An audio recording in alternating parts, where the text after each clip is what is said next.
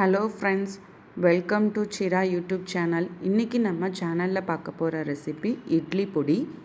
வாங்க எப்படி செய்கிறதுன்னு பார்க்கலாம். நான் இப்போ ஸ்டவ் ஆன் பண்ணிவிட்டு ஒரு இரும்பு கடாய் வச்சுருக்கேன். நான் மொத்தமாகவே செய்ய போகிறது இந்த ஒரு டம்ளரில் தான் செய்ய போகிறேன்.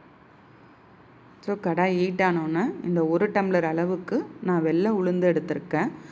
ஸோ இதை நல்லா நீங்கள் வறுத்துக்கோங்க. வறுக்கிறதுனா நல்லா பொன்னிறமாக வறுக்கணுங்கிறது கிடையாது. ஜஸ்ட் வறுக்கும் போதே அதோட ஸ்மெல் நமக்கு வரும். அந்த அளவுக்கு வறுத்தா போதும், ஓவர் ஃப்ரை பண்ணிட வேண்டாம். ஸோ இந்த இட்லி பொடிக்கு பார்த்திங்கன்னா எந்த விதமான எண்ணெயும் நான் இப்போ யூஸ் பண்ணல.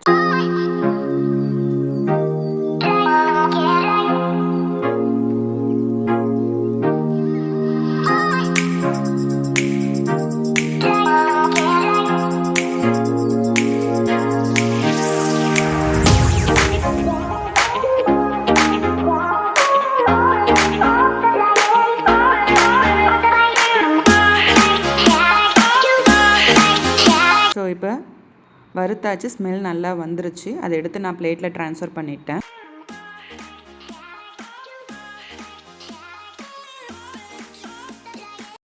அதே டம்ளரில் அரை டம்ளர் கிட்ட நான் கடலைப்பருப்பு யூஸ் பண்ணியிருக்கேன். இதுவும் சேம் மெத்தட், ஸ்மெல் வர அளவுக்கு நீங்கள் வறுத்துக்கோங்க. ஸோ வறுத்து முடித்தோன்னே இதையும் நல்ல பிளேட்டில் போட்டு ஆற விட்டுறலாம்.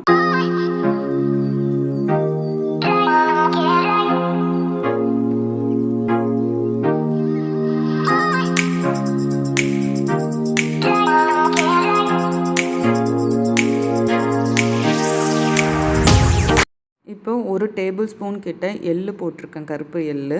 இது நல்லா ஒரு வெடிக்கிற சத்தம் வர வரைக்கும் நீங்கள் இது பண்ணிக்கலாம். இது உடனே வந்துடும்.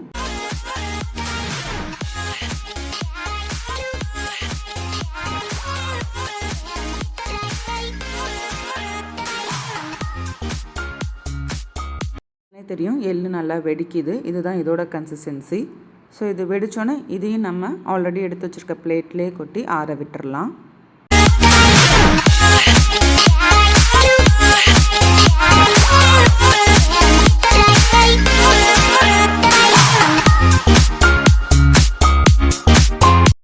இப்போது நான் ஒரு 2 கொட்டு கருவேப்பிலை போட்டுக்கிறேன்.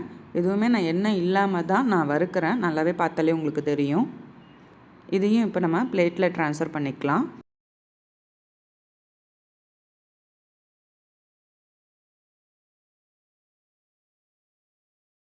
இந்த டிஷ்ஷுக்கு தேவையான காஞ்ச மிளகா நான் எடுத்திருக்கேன். கிட்ட நான் பார்த்திங்கன்னா 18 மிளகா எடுத்திருக்கேன். ஒன்ஸ் உங்கள் வீட்டுக்கு நீங்கள் எப்படி காரம் போடுவீங்களோ, அது புது மிளகாவா இல்லை எப்படி காரம் இருக்குன்னு பார்த்துட்டு அதுக்கு தகுந்த மாதிரி நீங்கள் எடுத்துக்கோங்க. இதுவும் எண்ணெய் இல்லாமல் நல்லா ட்ரை ரோஸ்ட் பண்ணிக்கலாம். அதாவது உங்களுக்கே தெரியும், ஒரு முருன்னு சத்தம் கேட்கும். அந்த அளவுக்கு நீங்கள் மிளகா வறுத்துக்கிட்டால் போதும்.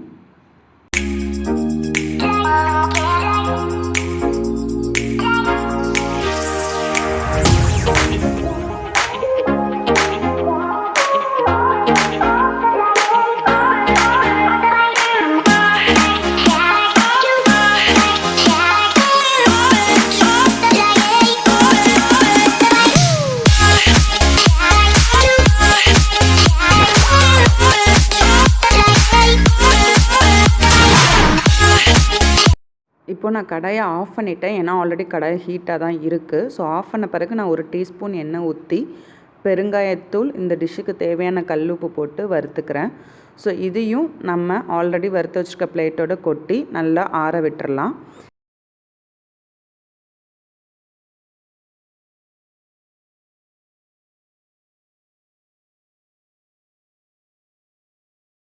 இப்போ நல்லா ஆறிடுச்சு.